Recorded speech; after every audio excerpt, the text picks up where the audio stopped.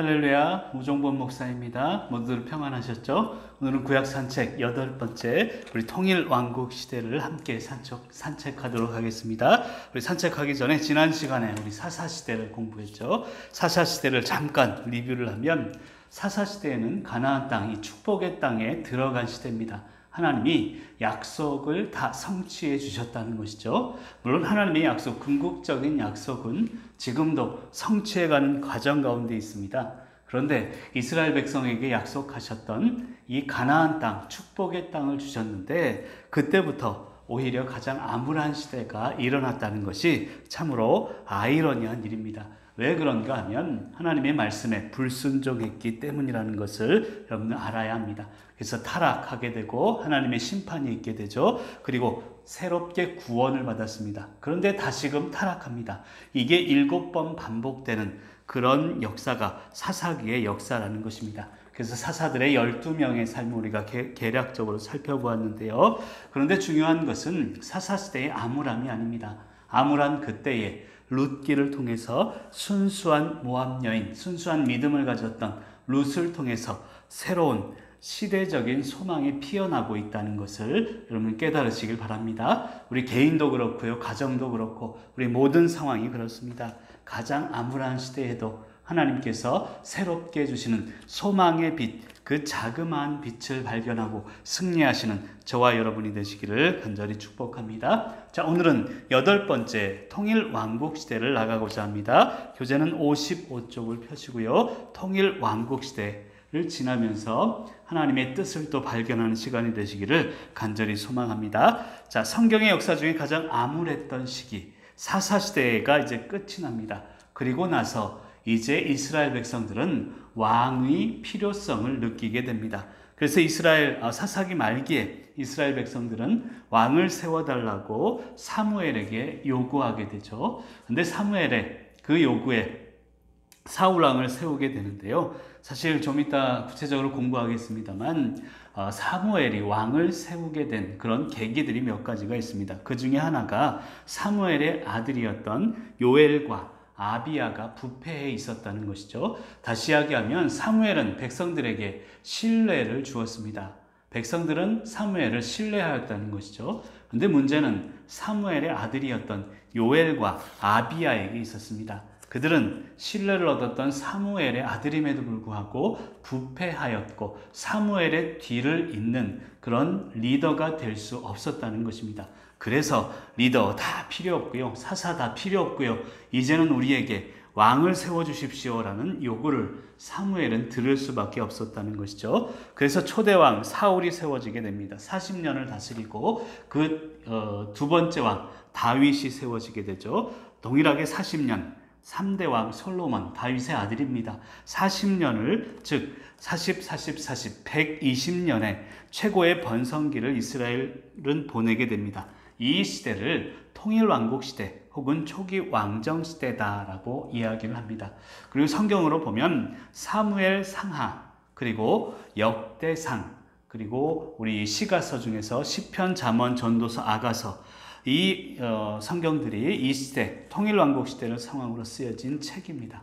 어두움의 시대 사사 시대를 이제 끝내고 하나님께서 다시금 어둠 속에 빠졌던 하나님의 백성들을 정체성을 찾아주는 그런 기간임을 믿으시길 바라고요. 특별히 오늘 8주차 강의는 사무엘 상하를 중심으로 진행을 하도록 하겠습니다. 역대 상하도 이제 통일왕국 시대를 같이 공부할 수 있습니다만 역대 상하에서는 사실은 주관적인 역사관이 드러납니다. 그래서 객관성을 좀 잃어버린 그런 것이 있기 때문에 사무엘 상하를 가지고 공부하도록 하겠습니다. 역대 상하가 왜 주관성을 가지고 있는가는 오늘 강의를 진행하며 설명하도록 하겠습니다. 자, 오늘도 기대감을 가지고 화이팅 하시길 바랍니다. 하나 둘 셋 하면 화이팅 한번 해보겠습니다. 하나 둘 셋 화이팅! 감사합니다. 자, 55쪽 중반부입니다. 1. 통일왕국시대 사울과 다윗 그리고 솔로몬의 이야기를 다루도록 하겠습니다. 자, 사무엘상은요 마지막 사사 그리고 처음 선지자라고 하면 사무엘을 들기도 합니다. 그러니까 사무엘은 마지막 사사이자 또 가장 처음 선지자라고 할 수 있고요. 이 사무엘이 이제 사울에게 기름을 붓게 되고 사울로 넘어가게 되는 이야기, 그리고 다윗까지의 이야기가 사무엘상에 담겨져 있다는 것이죠. 다시 말씀드리면 사무엘상은 사사시대에서 통일왕국시대, 사울 왕시대로 넘어가는 중요한 역할을 하고 있고요. 이제 사무엘하로 들어가면 이제 사울이 죽습니다. 그리고 나서 다윗의 이야기가 사무엘하에는 적혀져 있다는 것이죠. 열왕기상 2장 초반에 보면 다윗의 죽음이 나옵니다. 그리고 그 이후에 열왕기상 10장까지는 솔로몬의 이야기가 나오고요. 그래서 열왕기상 10장까지는 이제 통일왕국 시대다라고 할 수 있다는 것입니다. 여러분 기억하실지 모르겠습니다. 3쪽에 가보시면 통일왕국 시대, 분열왕국 시대 이 표로 이렇게 제가 비교하면서 사무엘 상하는 통일왕국 시대다. 여러분 기억해 보세요. 사무엘 상하는 사무엘이 기록되어 있고 이제 사울, 다윗이 기록되어 있기 때문에 당연히 통일왕국 시대죠. 그리고 열왕기상, 열왕기하는 왕들이 이름이 쭉 나오잖아요. 그러면 분열왕국 시대구나라고 알 수 있습니다. 사무엘 상하는 통일왕국, 역대상하는 분열왕국인데 역대상은 역대하 나누어서 역대상은 통일왕국 시대에, 그리고 역대하는 분열왕국 시대에 포함된다라는 설명을 드린 적이 있습니다. 한마디로 통일왕국 시대는 사무엘 상하와 역대상까지다라고 이야기를 할 수 있다는 것이죠. 그리고 역대상 중에서도 열왕기상 하가 바로 통일왕국 시대라고 할 수 있는 것이고요. 역대상을 이야기하다 보면 역대상은 이제 통일왕국 시대, 역대하는 분열왕국 시대로 포함되어 있습니다. 교재를 보면서 다시 설명을 좀 드릴게요. 자, 열왕기상 2장 초반에 다윗이 죽었다고 말씀드렸죠. 열왕기상 10장까지는 솔로몬의 이야기니까 열왕기상 초반부는 통일왕국 시대고요. 열왕기상 11장 이하부터가 분열왕국 시대다라는 것이죠. 그러니까 엄밀히 이야기하면 열왕기상하는 분열왕국 시대인데 그 중에서 왕상 1장에서 10장까지는 통일왕국 시대에, 그리고 11장부터가 분열왕국 시대다라고 설명할 수 있습니다. 그리고 사무엘 상하, 왕상하는 통일왕국 시대부터 분열왕국 시대까지를 시간적으로 쭉 기록하고 있는 것이라고 할 수 있다는 것이죠. 그리고 열왕기상 하를 통해서는 다윗과 솔로몬이 그런 여러 가지 활약상들을 우리가 살펴볼 수 있습니다. 자, 그러면 55쪽 사무엘상의 4가지 주제로 넘어갑니다. 사무엘상에 4가지 주제가 있는데요. 첫 번째는 사무엘입니다. 사무엘에 대한 이야기죠. 최초의 선지자고 마지막 사사였던 사무엘의 이야기고요. 두 번째는 사무엘이 기름을 붓고 왕으로 세운 사울의 이야기가 담겨져 있습니다. 그리고 이제 사울이 다윗을 질투하게 되죠. 다윗을 죽이려고 합니다. 그런 상황과 이제 두 번째 왕인 다윗에 대해서 이야기를 하고 있고요. 그런 과정 가운데 블레셋과의 전쟁을 담고 있습니다. 그러니까 총이 4가지의 주제를 사무엘상은 담고 있다는 것이죠. 여기 등장인물을 보면 엘리 제사장이 나옵니다. 하나님보다 자신의 자녀 홈리와 비누하시죠. 자녀를 더 사랑해서 결과적으로 하나님께 버림받은 비운의 제사장이다라고 할 수 있고요. 그 엘리 제사장의 뒤를 이은 자가 바로 사무엘입니다. 사무엘은 이스라엘 두 왕 사울에게도 그렇고 다윗에게도 기름을 부은 위대한 사사이자 선지자였습니다. 사사시대에서 통일왕국 시대를 이어주는 중요한 역할을 사무엘이 했다는 것이죠. 근데 문제가 하나가 있었습니다. 아까 엘리 제사장이 두 아들 때문에 하나님께 버림받았다라고 설명을 드렸는데 사무엘도 마찬가지였습니다. 두 아들 요엘과 아비야가 있었는데 이 두 아들이 부패하고 이제 굉장히 악한 그런 행동들을 하게 됩니다. 결과적으로 엘리와 사무엘은 둘 다 공통적으로 자식 농사를 잘못 지었다라는 것을 우리가 알아야 합니다. 여러분, 우리 신앙생활의 목적 중에 하나는요, 나만 잘 믿는 게 아닙니다. 우리 자녀들이 또 자녀들의 자녀들이 늘 믿음의 아이들로 후손들로 자랄 수 있도록 계속해서 노력해 주시기를 부탁을 드립니다. 그리고 세 번째는 사울이 등장을 하고 다윗이 등장을 하는데 사무엘상 16장에서 31장까지는 이제 사울과 다윗이 쫓고 쫓기는 이야기가 이제 기록이 되어 있습니다. 그런데 왜 사울이 초대왕으로서 버림을 받았냐 하면 사무엘상 15장에 보면 아말렉 전투를 앞두고 이제 사무엘을 기다리지 못합니다. 사무엘이 와야 하나님께 제사를 드리고 전투에 나갈 텐데 그것을 기다리지 못하고 사울이 사무엘 대신 자신이 제사장과도 같은 그런 제사를 집도하게 되죠. 그래서 사울을 향한 하나님의 마음을 접게 되고 만다는 것입니다. 그 다음부터 인생이 곤두박질 치게 되고 질투와 시기의 마음으로 사울이 가득 차 버리게 되는 것이죠. 여기서 우리가 알아야 되는 게 있습니다. 한마디로 쉽게 말씀드리면 선을 넘지 말자는 것입니다. 하나님의 선이 있고 인간의 선이 있습니다. 인간들끼리도 우리 사람들 관계 속에서도 마찬가지죠. 내가 해야 할 일과 다른 사람들이 해야 할 일들, 그 선을 넘어서는 안 된다는 것을 깨달으시길 바랍니다. 자, 56쪽으로 넘어가겠습니다. 자, 통일왕국 시대의 숲 길잡이 괄호에서 사무엘상이라고 적어 놓으시길 바랍니다. 59쪽에 가면 사무엘 하 이야기 도표를 할 텐데요. 지금 56쪽에 있는 것은 사무엘상에 있는 내용을 다루고 있습니다. 그러니까 사무엘상은 사무엘이 사울에게 기름을 붓고 또 다윗에게 기름을 붓는 내용이 나와 있는데 이런 의미에서 보면 도표에 나온 것처럼 사사시대를 거쳐서 통일왕국 시대 이 두 가지 시대가 혼재하고 있는 것이 사무엘상이라고 할 수 있습니다. 여러분 지난 시간에 기억하십니까? 사사시대는 사사기와 룻기를 중심으로 이루어졌습니다. 그리고 좀 더 이야기하면 사무엘상 초반부까지 왜 그런가 하면 사울이 사무엘에게 사무엘상 10장에서 기름을 부음 받습니다. 13장에서 왕으로 선택을 받게 되죠. 여기까지를 이제 사사시대라고 볼 수 있다는 것이죠. 그래서 도표를 보면 사사시대는 1장에서 7장까지로 이야기를 하고 있고요. 엘리와 사무엘, 아까 얘기했죠. 엘리 제사장이 홈리와 비느하스 두 아들을 너무 사랑해서 사무엘에게로 그 직분이 넘어갑니다. 그리고 사무엘이 사사직을 수행하게 되는 그러한 전반부의 내용이 7장까지 되어 있고요. 여기까지를 사사시대로 이제 구분합니다. 물론 아까 제가 설명한 사울이 기름 부음을 받고 13장에서 왕으로 되는 것까지다 라고 설명할 수도 있고요. 학자들에 따라 좀 다르긴 합니다만 어찌됐건 이제 8장 이후에서 통일왕국 시대를 맞이하면서 사무엘이 사울에게 기름을 붓습니다. 그리고 13장에서 이제 사울이 왕이 되죠.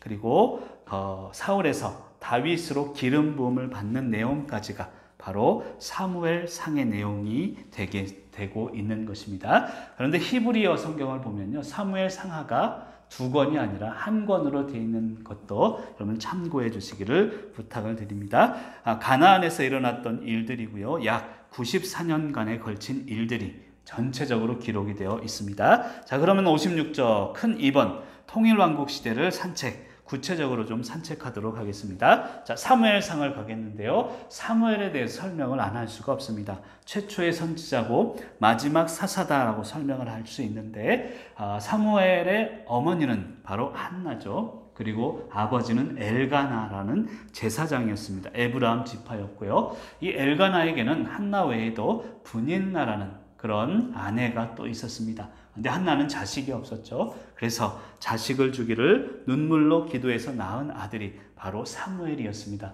그리고 사무엘을 하나님께 드리겠습니다.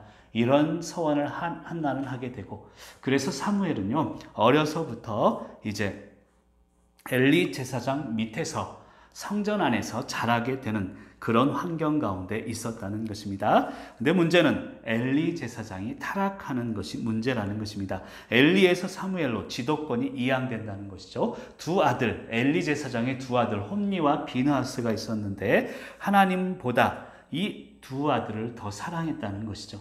여러분 자녀들을 사랑하시길 바랍니다. 근데 중요한 것은 하나님보다는 더 사랑해서는 안 된다는 것이죠. 우리 자녀들도 하나님의 것임을 믿으시길 바랍니다. 그래서 자녀들에게 하나님의 믿음을 올바로 물려주는 것이 우리 그리스도인, 특별히 부모로서의 할 일임을 믿으시길 바라고요. 이제 하나님보다 더 사랑한다는 것, 그것이 우상이 될 수 있다는 것을 깨달으시길 바랍니다. 결과적으로 엘리 제사장은 하나님께 버림을 받게 되고요. 사무엘로 지도권이 이양되게 된다는 것입니다. 근데 사무엘상 2장을 읽다 보면 이 두 아들, 엘리 제사장의 두 아들 홈니와 비느하스의 타락상이 적혀져 있습니다. 어느 정도였냐면 사무엘상 2장 13절 14절을 읽다 보면 1번 헌금 바구니에 손을 집어넣고 걸리는 것은 모두 자기 것. 현대적으로 제가 좀 표현을 바꿨습니다만 실제적으로 성경에 보면 이제 제사를 드리고 그 고기들을 삶습니다. 이걸 헌금이라고 할 수 있죠. 그 고기를 삶는 솥에다가 이 홈니와 비느하스가 가서 갈고리를 집어넣어요. 큰 갈고리를 집어넣어서 걸려서 나오는 건 내 거, 나머지는 하나님께 드려라. 이런 타락상을 갖게 된다는 것이죠. 지금으로 치면 헌금 바구니에 손을 벌려서 나오는 건 내 거, 나머지는 하나님 거, 이런 것과 동일하다는 것이죠. 두 번째는 예배를 드리기 위해 제물을 놓았는데 먼저 자기의 것을 가져가는 그런 잘못을 범합니다. 사무엘상 2장 15절 16절에 보면 하나님이 이제 날 것을 좋아하신다 이런 얘기를 해요. 그러니까 고기들을 바쳤죠. 제사하면서 그 바친 것을 굽기 전에 이제 하나님은 날 것을 좋아한다. 날 것 그대로 내가 가져가겠다. 그리고 나서 자기들이 미리 가져가 버린다는 것이죠. 이런 욕심 가운데 홈니와 비느하스는 타락하게 됩니다. 그러다가 그런 중에 사무엘이 하나님의 음성을 3번 듣게 됩니다. 사무엘상 3장에 사무엘아 사무엘아 엘리 제사장에게 찾아가죠. 그럼 그 다음에 한 번 더 부르거든 주여 말씀하옵소서 이 대답해라라고 이야기를 듣고 사무엘이 주여 말씀하옵소서 종이 듣겠나이다 라는 순종의 선포를 하게 됩니다. 그리고 나서 그 이후에 엘리 제사장이 죽게 되고요. 이 제사장의 리더십이 이제 사무엘에게로 이양되게 된다는 것입니다. 엘리 제사장이 어떻게 죽었는지는 56쪽 밑에 설명이 되어 있습니다. 2번 블레셋과의 전투, 법궤를 빼앗김이라고 설명을 드렸는데요. 블레셋과 전투를 하게 되는데 이스라엘 지역인 에베네셀이라는 곳에 진을 칩니다. 블레셋은 아벡이라는 곳에서 진을 치고 서로 전투를 하게 되는데요. 이스라엘이 1차전에서 4,000명이 죽음을 당하면서 패배를 하게 됩니다. 그러니까 우리가 왜 졌을까? 이것을 곰곰이 생각하다 보니까 그들이 내린 결론은 법궤가 이곳에 없기 때문이다. 지금으로 치면 말씀을 이야기하죠. 말씀이 여기 없기 때문이다 라고 하고 그 당시 법궤가 있었던 데가 어딘가 하면 실로에서 법궤를 이 에베네셀로 가져오게 된다는 것입니다. 그러면 이제 이겨야 되는데 말씀이 법궤가 우리한테 있으니까 이겨야 되는데 다시 패배하게 됩니다. 그러면서 두 아들 홈니와 비느하스가 이제 그 전투에서 죽게 됩니다. 그리고 그 소식을 듣게 된 엘리 제사장이 이제 목이 부러져서 죽게 되는 그런 과정이 사무엘상 4장에 나와 있습니다. 그리고 나서 사무엘이 드디어 7장에서 등장을 하게 된다는 것이죠. 근데 여기서 우리가 깨달아야 되는 게 있습니다. 말씀이 삶의 승리의 근원인 것은 분명합니다. 법궤, 하나님의 법궤, 말씀은 우리 삶의 승리를 가져온다는 것이죠. 그런데 중요한 것은요, 이스라엘 백성처럼 말씀만 있으면, 법궤만 있으면 승리할 거야 라는 이 신앙, 말씀의 수단화를 가져와서는 안 된다는 것입니다. 말씀 그대로 순수함이 결여된 말씀이 아니라 하나님의 능력의 말씀 그대로가 아니면 우리의 삶도 패배하기 쉽다는 것을 믿으시기를 간절히 소망합니다. 여러분, 법궤는 부적이 아니라는 것이죠. 기도는 도깨비 방망이가 아닙니다. 하나님 이거 주세요 하면 뚝딱 나오는 게 아니라는 것입니다. 신앙을, 말씀을 수단화시킬 때 이런 삶의 결과가 일어날 수 있음을 여러분들 깨달으시기를 바랍니다. 그리고 57조 3번 법궤의 이동을 보겠습니다. 사무엘상 4장을 읽다 보면 법궤가 이동하는 그런 경로를 이야기할 수 있는데요. 왜 이게 좀 중요한가 하면 한마디로 제가 말씀드리면 자, 여기 보면 여기 빨간 수정펜, 뭐죠? 이거 갑자기 생각이 안 나네. 자, 이 빨간 쪽으로 표시가 된 것이 블레셋 지역이고요. 이쪽 주황색, 노란색 비슷한 주황색은 이스라엘 진영입니다. 근데 법궤가 이스라엘 진영에서 아까 실로에서 에벤에셀로 왔다 그랬죠. 그리고 나서 에벤에셀에서 패배를 하게 되고 그 다음 이후로는 블레셋으로 들어가게 됩니다. 근데 희한한 것은 말씀은 우리 삶의 능력이고 축복인데요. 블레셋 지역에 들어갔을 때 말씀, 이 법궤로 인해서 계속해서 블레셋 민족이 고통을 받게 됩니다. 그리고 나서 다시 이스라엘 백성으로 돌아왔을 때는 축복의 법궤가 되는 것이죠. 한마디로 제가 이 법궤 이동 경로를 공부하는 이유는 말씀이 법궤가 있어야 할 장소에 있을 때는 축복이요, 없어야 할 곳에 갈 때는 저주가 될 수 있다는 것을 이야기합니다. 한마디로 우리의 삶도 마찬가지죠. 말씀은 도깨비 방망이가 아닙니다. 그 말씀을 제대로 내 마음 가운데 올바로 우리가 모셨을 때에 축복이 될 수 있습니다. 그 말씀이 잘못 해석이 되고 우리 욕심을 위한 수단화가 되어서는 안 된다는 것입니다. 자, 3. 법궤의 이동. 그런 면에서 염두에 두고 함께 따라오시길 바랍니다. 자, 처음에 법궤가 어디 있었냐면 실로라는 곳에 있었다는 것이에요. 실로. 자, 법궤는 여기 있었는데 이스라엘 백성은 에벤에셀에 진을 치고 있었다는 것입니다. 그리고 이곳에서 서로 블레셋과 전쟁이 일어났는데 에벤에셀에서 패하게 되니까 실로에서 법궤를 에벤에셀로 가져오게 됩니다. 근데 2차 전쟁에서도 패하게 되고 이곳에서 이제 법궤를 뺏기게 되는데 그리고 나서 가져온 곳이 블레셋 땅 아스돗이라는 곳이라는 이야기입니다. 이 아스돗, 이 블레셋 땅에 법궤가 들어오게 되죠. 자, 에벤에셀에서 법궤를 빼앗기면서 엘리의 두 아들이 죽고 엘리가 죽게 됩니다. 이스라엘 백성들은 3만 명이 죽음을 당하게 되고 그 이후에 에벤에셀에서 이제 아스돗으로 법궤가 내려오게 됩니다. 여러분들 법궤는요, 그 당시에 전쟁을 하면서 이 블레셋 그 민족에게 있어서는 커다란 전리품이었습니다. 그것도 이스라엘의 신을 모시는 곳이구나, 이스라엘의 신이구나, 블레셋 사람들은 그렇게 생각을 했습니다. 그래서 이 블레셋 사람들이 모시는 신 이름이 다곤 신이었거든요. 그래서 다곤 신전에다가 이 법궤를 갖다 놓게 됩니다. 그러니까 다곤 신상이 있는데 다곤 신전이 있고요, 그 안에 신상이 있습니다. 그 신상 앞에다가 법궤를 갖다 놓게 됩니다. 그 의미는 무엇인가 하면 우리가 이스라엘 백성 전쟁에 이겼으니까 너희 신도 우리 신 앞에 무릎을 꿇어야 돼, 이런 개념으로 법궤를 다곤 신전 앞에, 특별히 다곤 신상 앞에 이제 법궤를 갖다 놓게 되죠.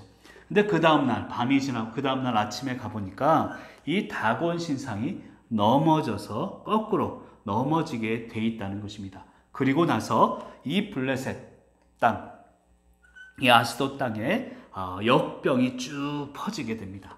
그래서 여기 있어서는 안 되겠다, 이 법궤를 아스돗에서 가드라는 곳으로 옮기게 됩니다. 근데 가드 땅에 가도 마찬가지입니다. 이 가드 땅에 가도 축복이 아니라 독한 종기로서 가드 땅이 힘들어지게 됩니다. 그리고 나서 여기에서도 안 되겠다, 에그론에 갔는데 이 에그론에서도 마찬가지입니다. 역병이 있어서 7개월 만에 다시 안 되겠다, 너희들 가져가라 해서 보내게 된다는 것이죠. 그리고 나서 벳세메스, 이스라엘 땅으로 들어오게 됩니다. 근데 이 들어올 때 물론 이스라엘 백성들이 기쁘고 참 이 법궤가 뺏겼던 법궤가 다시 돌아오는구나, 그런 마음은 이해합니다만 하나님의 방법대로가 아니라 인간의 방법대로 그냥 법궤, 들어오는 법궤를 들여다보다가 사람들 5만 70명이 죽었다라는 그런 표현이 나오게 됩니다. 여기서 깨달아야 되는 것은 하나님의 방법으로 하나님의 말씀을 우리가 받아들여야 된다는 뜻임을 아시기를 바랍니다. 그래서 이 벳세메스라는 곳에서 사람들이 들여보다가 이제 죽게 되고요. 그 다음에 옮겨온 것이 기럇 여아림, 이 아비나답의 집에서 20여 년을 머물게 됩니다. 그리고 이 법궤가 여기 아비나답의 집에서 머물면서 아비나답의 집이 축복을 받게 되는 것이죠. 이 법궤는 이 귀한 은혜의 축복의 근원임을 여러분들 믿으시기를 바랍니다. 이 기럇 여아림 아비나답의 집에서 20년간 있었다는 것을 여러분들 깨달으시길 바랍니다. 그리고 나서 이제 예루살렘 성전으로 법궤를 또 옮기게 되는 과정이 있게 됩니다. 근데 여기서 깨달아야 되는 것은요, 블레셋과의 전투의 결과로서 첫 번째로 법궤를 빼앗겼다는 것이죠. 그러니까 이스라엘 백성들이 블레셋과 전투를 하면 첫 번째는 법궤를 빼앗겼다. 이것은 하나님의 임재, 하나님 중심의 삶이 사라졌다는 것을 의미합니다. 그리고 두 번째는요, 남자들이 많이 죽었습니다. 그래서 과부들이 많이 생기게 되는데, 이것의 의미는 가정 중심의 삶도 사라졌다는 거예요. 법궤를 빼앗기고 남편들을 빼앗기면서 하나님 중심의 삶도, 가정 중심의 삶도 다 사라져 버렸고, 마지막으로 세 번째는 희망까지도 사라져 버렸다는 것이죠. 그러한 때에 사무엘을 통해서 새로운 희망이 생겨나게 된다는 것입니다. 여러분, 지금도 마찬가지입니다. 어렵고 힘든 세월을 지내고 있습니다. 교회만이 희망임을 믿으시기를 바랍니다. 그래서 나온 운동이 바로 미스바 회개 운동이라는 것입니다. 그렇구나. 오직 하나님만이 희망이구나. 하나님과의 관계가 깨어졌고, 가정 중심의 관계가 깨어졌고, 모든 희망이 사라졌지만 하나님께로 돌아가자. 미스바 회개 운동을 통해서 사무엘이 굉장한 영적인 부흥을 일으키게 된다는 것입니다. 그 내용이 나와 있는 것이 사무엘상 7장입니다. 거기 보면 사무엘은요, 이방신들을 다 제하라고 명령합니다. 그리고 하나님만 섬기라. 그리하면 블레셋 사람의 손에서 하나님이 우리를 건지실 것이다. 회개하라는 것입니다. 그래서 미스바에서 회개 운동을 펼치게 되는 것이죠. 우리나라도 1907년 평양 대부흥의 시작을 통해서 회개가 시작되므로 새로운 희망이 솟아났다는 것을 기억하시길 바랍니다. 우리 개인적인 삶도, 가정도, 교회도, 지금의 모든 상황도 회개가 시작임을 믿으시길 바라고요. 두 번째는 이제 미스바에서 번제 드리면서 회개하니까 이 블레셋들이요, 그것을 봅니다. 저것들 봐라. 한 곳에 모여있네. 이제 쳐들어가서 물리치면 모두가 죽일 수 있겠구나. 그런 생각을 가지고 미스바로 쳐들어오게 됩니다. 그런데 하나님께서 큰 우레를 바라시죠. 그리고 어지럽게 하시며 하나님이 이 블레셋 모든 민족들을 패하게 하시는 그 내용이 사무엘상 7장 9절에서 10절에 나와 있습니다. 여러분, 우리가 회개하면 하나님이 싸우신다는 뜻이에요. 우리가 먼저 하나님 앞에 무릎 꿇으면 하나님의 능력으로 모든 것을 회복시키심을 믿으시기를 바랍니다. 그리고 블레셋이 패배를 하게 됩니다. 사무엘상 7장에서. 그래서 에벤에셀, 아까 이야기했던 이곳이죠. 이 에벤에셀에 기념돌을 세우게 됩니다. 그 기념을 한 돌을 세운 이유는 바로 하나님의 능력으로 이긴 것을 기념한다는 것이죠. 하나님을 기념시키라는 것입니다. 기념하라는 것입니다. 나를 기념하는 게 아니라. 여러분, 우리 삶의 여유, 행복은요, 기억할 때 나오는 것입니다. 하나님이 우리의 하나님이구나. 이것을 기억하면 우리의 삶은 행복해질 수 있습니다. 여유로워질 수 있다는 것이죠. 다시 말씀드리면, 그랬구나. 예전에 그랬지. 우리 어릴 때 교회에서 함께 있었던 그 믿음의 추억들을 기념하게 되면 현재의 삶을 기쁨으로 이겨갈 수 있다는 것을 믿으시길 바랍니다. 어찌되었건 사무엘을 통해서 미스바 회개운동이 일어나고 블레셋이 패배합니다. 하나님께 회개하면 하나님이 싸우신다는 것이죠. 그리고 나서 이제 영적 부흥이 일어나게 되고 하나님의 능력을 기념하고 세대마다 그것을 이어주고 있다라는 것입니다. 그리고 나서 에그론과 가드까지, 블레셋 땅까지 다 차지하게 되는 것입니다. 근데 이러한 상황 가운데 사울이 등장을 하게 됩니다. 왜 사울이 갑자기 등장을 하냐면 백성들이 몰려와요. 사무엘에게 몰려옵니다. 사무엘상 8장을 읽다 보면 사무엘은 늙어가요. 우리 인간은 늘 그렇잖아요. 아무리 위대한 인물이라 해도 세월을 이길 수는 없습니다. 사무엘이 늙어가니까 이스라엘 백성들이 걱정이 되기 시작합니다. 저 위대한 지도자가 이제 죽으면 어떡할까? 근데 문제는 그 아들 가운데 요엘과 아비야가 있었는데 사무엘의 그 지도력을 이어받을 만한 위인들이 되지 않았다는 것입니다. 뇌물을 받고 판결했습니다. 그래서 여러 가지 부패의 중심 가운데 사무엘의 두 아들 요엘과 아비야가 있었다는 것입니다. 그래서 이스라엘 백성들은 더 이상 이제 믿을 사람이 없구나, 이제 공식적으로 왕을 세워야 된다라고 요구하게 된다는 것입니다. 여러분, 여기서 아까도 잠깐 설명을 드렸지만 엘리의 두 아들 홈리와 비느하스 너무 사랑해서 하나님 버림받았죠. 그러면 이 글을 이은 사무엘은 자식 농사를 잘 지어야 할 텐데 사무엘 또한 동일한 잘못을 범하고 말았습니다. 부모의 할 일은, 부모의 사명은 자식들을 믿음으로 잘 키우는 것임을 여러분들 믿으시기를 바랍니다. 그래서 많은 사람들이, 이스라엘 백성들이 장로들을 비롯해서 사무엘을 찾아갑니다. 이제는 왕을 세워주십시오라고 요구합니다.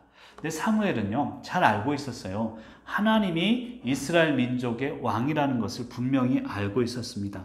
그럼에도 불구하고 사울을 세울 수밖에 없었던 이유 중에 하나는, 첫 번째가 바로 아까 이야기 드렸던 사무엘 아들들의 부패에 있었습니다. 이스라엘 백성들이 요구해 자기 아들들은 그 리더십을 이어받을 수 없었기 때문에 인정할 수밖에 없었다는 것이죠. 두 번째는 이스라엘 백성들의 마음 가운데 있었습니다. 세상을 보니까요, 다른 이방 나라들을 보니까 사사시대에도, 우리는 왕이 없었는 그 시대에도 왕을 중심으로 강력한 나라를 만들고 있다는 것입니다. 그것이 부러웠다는 것이죠. 그래서 우리도 왕을 세웁시다. 결과적으로 보면 하나님이 왕임을 잊어버렸다는 것입니다. 한마디로 눈에 보이지 않는 하나님보다 당장 눈에 보이는 인간의 왕을 찾게 된다는 것이죠. 사랑하는 성도 여러분, 그래서 영적인 눈을 떠야 합니다. 영적인 눈을 뜨고 우리의 모든 염려, 근심, 두려움, 세상의 것들은 다 아웃시키시기를 간절히 소망합니다. 한번 따라하겠습니다. 염려 아웃, 걱정 아웃, 세상 아웃. 여러분, 하나님이 왕이 되신다면 모든 것이 아웃될 것을 믿으시길 바랍니다. 그런 과정 가운데 이제는 사람들에게 사울이라는 선택받은 왕이 이제 등장하게 됩니다. 베냐민 지파였죠. 기록에 의하면 성경 말씀은 이야기합니다. 베냐민 지파인데 키가요, 다른 사람보다 어깨 하나가 컸다, 외모가 출중했다라는 것을 이야기합니다. 그런데 사람들에게는 선택받았지만 하나님께는 결과적으로 버림받은 왕이 사울이었다는 것을 아시길 바랍니다. 그 사울이 버림받은 이유에 대해서 57쪽 밑에 설명을 드렸습니다. 첫 번째는요, 자신의 신분과 직책을 망각한 행동이 있었습니다. 그럼 블레셋과의 전투를 앞두고 사무엘이 이제 와서 제사를 드려야 전투를 할 수 있는데 7일 동안 오질 않은 거예요. 기다리다 못해서 사울이 제사를 지내버리고 맙니다. 여러분, 아까도 설명드렸지만 선을 지켜야 행복할 수 있습니다.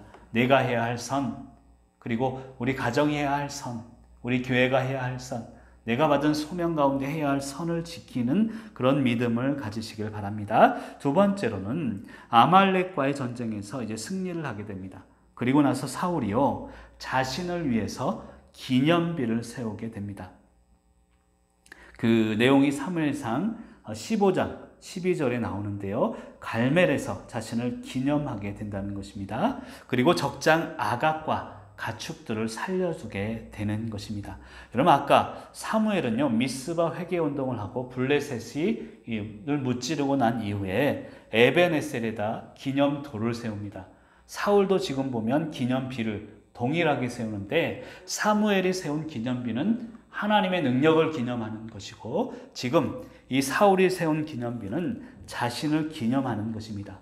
그래서 버림받을 수밖에 없었다는 것이죠. 그리고 적장 아각과 가축들을 살려둡니다. 하나님이 명령하셨는데도 불구하고 그것에 순종하지 못했다라는 것이죠. 그래서 하나님은 제사보다 순종을 더 중요시하는 분이심을 믿으시길 간절히 소망합니다. 자, 6번. 그래서 이제 드디어 다윗이 등장을 하는데 사무엘상 16장 7절에 보면 용모와 키를 보지 말라는 것이죠. 나 여호와는 중심을 본다. 중심을 보시는 하나님, 다윗의 중심을 보시고 다윗을 사울의 그 다음 왕으로 세우시는 하나님의 능력을 볼 수 있습니다. 그리고 그 유명한 다윗과 골리앗 이야기가 사무엘상 17장에 나와 있습니다. 여러분, 골리앗은요, 학자들이 연구에 의하면 키가 2m 93cm였다고 합니다. 그리고 왜 다윗과 골리앗이 두 명만 이렇게 전투를 벌였을까라는 그런 질문이 있을 수 있는데요. 여러분, 고대 전투의 방법 중에 하나입니다. 고대 전투에는 대표자에게 신이 임한다라는 그런 믿음이 있었어요. 그러니까 우리와 다른 나라가 싸우게 되면 각 나라의 대표자를 세웁니다. 그러면 대표자에게 신이 임한다. 그리고 둘이 싸우는 것은 두 명이 싸우는 게 아니라 신끼리의 싸움이다. 이런 믿음을 가지고 있었습니다. 그래서 대표를 세우고 대표를 통해서 싸움을 하게 되는데, 그것이 바로 다윗과 골리앗의 싸움이었습니다. 58쪽에 보면, 그런데 이런 과정 가운데 골리앗은 인간적인 야성을 갖고 있었습니다.